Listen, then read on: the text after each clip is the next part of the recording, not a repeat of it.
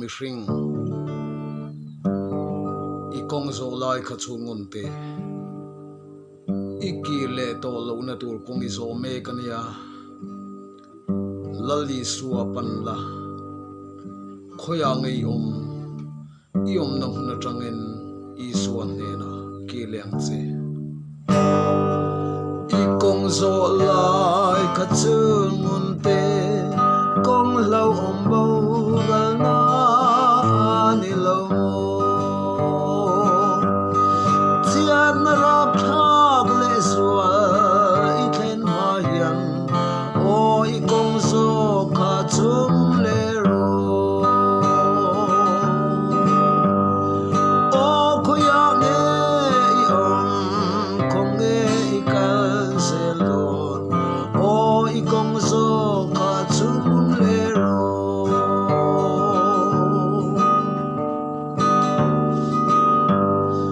ente musi na kong pui so cross put zonga ila liam na lam so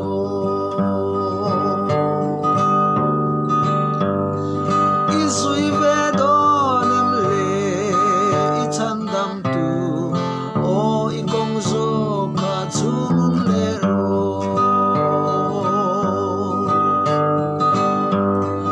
o kuya nge I kong nge I kal zel don o I kong zo kha chum le ro eng tia re nge I bo san to zum huna chuan lop na kim I mu em I chandam tu an shruai na lama son oi lamuan na lim na I mu ang o kuya nge I kong nge I kal sel don o I kong zo kha chum le ro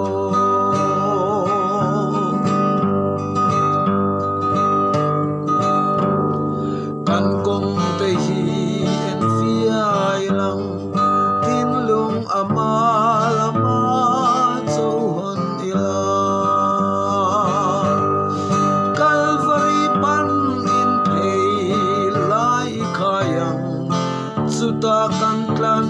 tunong kan buang o kuya nge I kong nge I kal sel don o I kong zo kha chum le ro